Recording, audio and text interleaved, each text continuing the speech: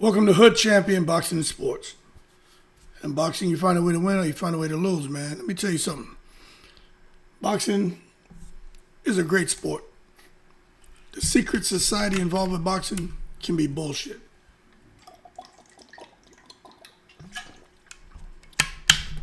And the reason I say that is when I sit here and think about Hannah Gabriels, absolutely amazing fighter. Really put herself on the map with that fight with Claressa, where she dropped her. In a fight she went on to lose. There are still a lot of fans that believe she won the fight. But it doesn't matter if you think she won or you think she lost.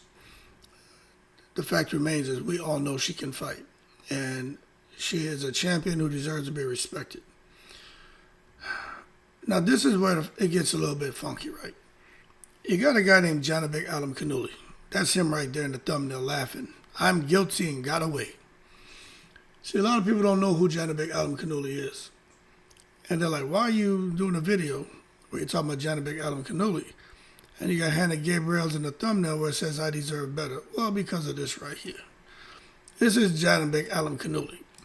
He was stripped of his IBF middleweight title on March 10th because he tested positive for, I think it's called melonium. So he was stripped of his title. But this is the thing. He was a unified champion at 160 pounds. So he had an IBF belt and a WBO belt. So the IBF stripped him. But more because he couldn't fulfill his mandatory obligations because he was suspended for a year. That's why they stripped him, not because of the positive test. But that's neither here nor there. They stripped him. Good job. He's suspended. But the WBO, they just suspended him for a year, but they didn't strip him. So he still holds on to the belt. You know what I'm saying? And this has people out here looking at Alam Kanuli, who was once the unified middleweight champion, but who's still a champion. Although he tested positive for pets, they have him looking crazy right now. Now, when you think about Hannah Gabriels, you know, she didn't have those luxuries, man. To have her positive test, because she and Claressa Shields were supposed to have a rematch. She ended up having a positive test, and she was cleared, of any wrongdoing because of the metabolite that she tested positive for. It had nothing to do with the metabolite that's used for people who are trying to gain an unfair advantage in a boxing match, okay? So Hannah Gabriels was cleared. She had all the documentation, everything. But Claressa Shields kept trumpeting that Hannah Gabriels was a cheat. She was a cheat. I saw the paperwork, all right? So did she test positive? Yes. Understanding what she tested positive for in the metabolites, the paperwork proved that she was cleared of any wrongdoing. So that being said, why hasn't her career got back on track?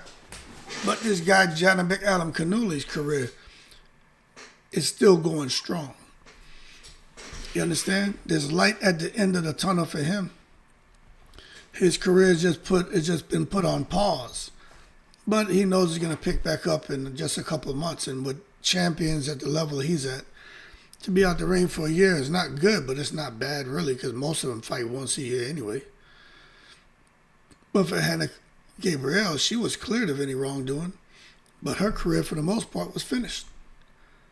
Talk about the boxing system failing a fighter.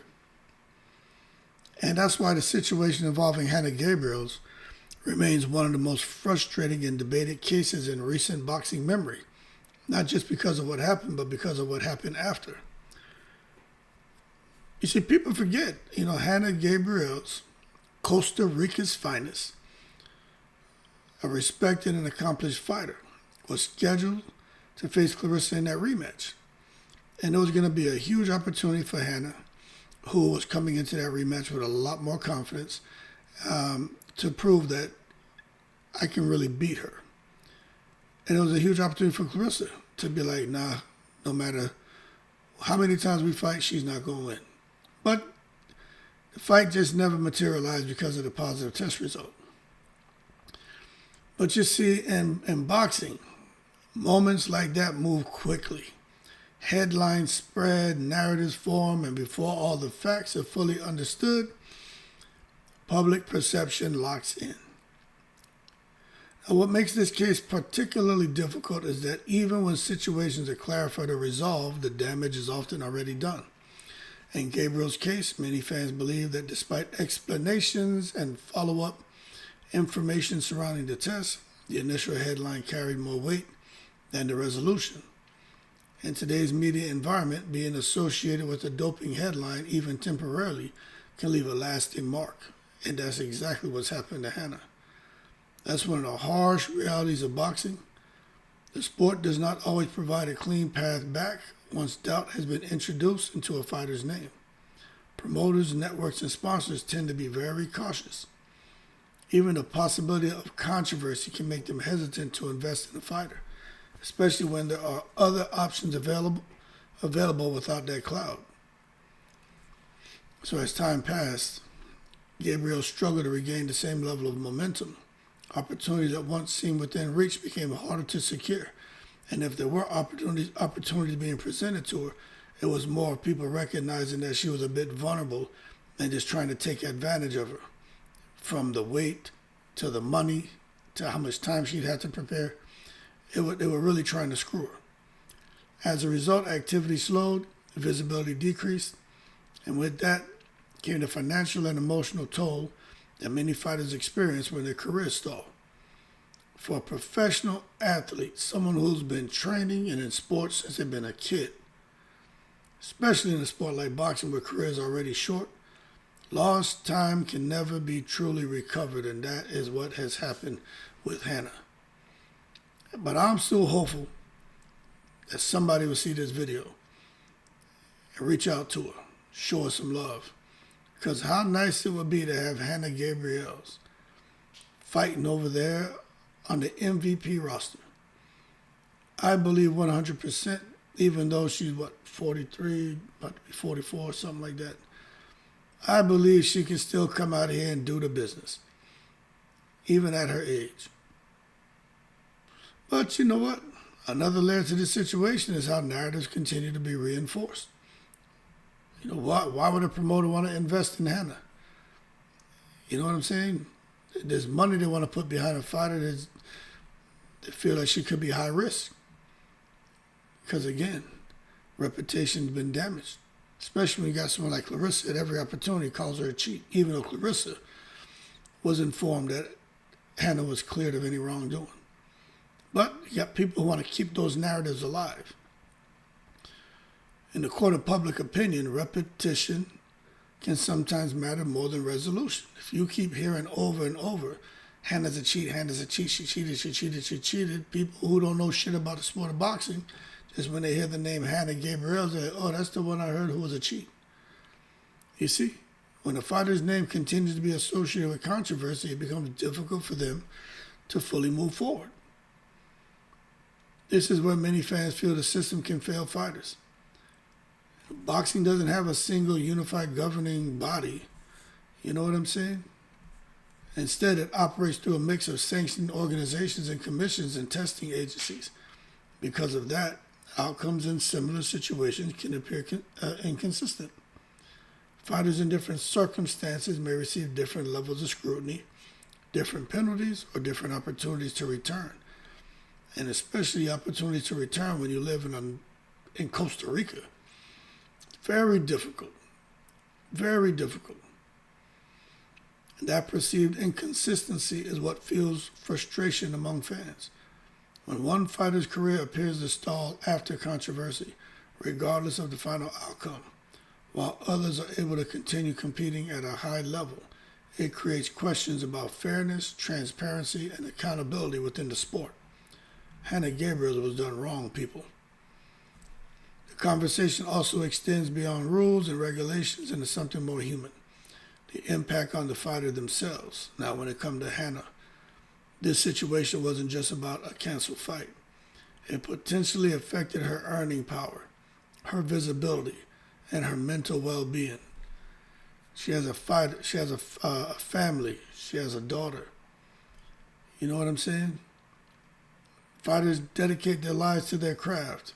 And when something outside the ring disrupts their path, the consequences can be significant, catastrophic, life-changing. That's why there has been a growing call among fans to see Gabriels get another opportunity on a major platform. And there should be.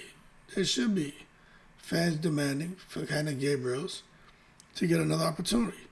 Especially when you see this guy right here, Janibek Kanuli, a unified champion at 160, get suspended for a year and be stripped of his IBF belt, but be allowed to keep his WBO strap. And he can plan on his return because he knows, okay, I got a year, I've already served a few months anyway. So, hey, I still come back as a champion. Not that bad. Pretty sweet deal. So if they can sit here and do this shit for this guy who's guilty as shit, why can't they come and take care of Hannah Gabriels, who's proven her innocence? That's all I'm asking. Look, if I'm wrong, somebody tell me something. See that promotion like MVP built a reputation for giving fighters visibility and second chances. They got all these female fighters over there. They're doing stuff with the UFC people, former UFC fighters. Why not pick up Hannah Gabriels? You know what I mean? Supporters believe that a platform like that could help Gabriels reintroduce herself to a wider audience and allow her to rebuild her career through performance rather than headlines. I believe that too. But you know, she'd have to do the business. She'd have to get the job done. But at the same time, broader discussions about other doping-related cases in boxing continue to highlight how complex and sometimes confusing the system can be. Different substances, different jurisdictions, different countries, different governing bodies all play a role in determining outcomes.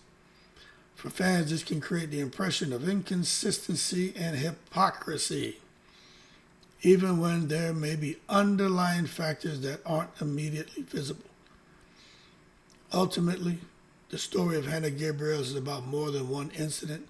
It's about how quickly a narrative can form, how difficult it is to change that narrative, and how the structure of boxing can sometimes leave fighters navigating a system that doesn't always feel fair.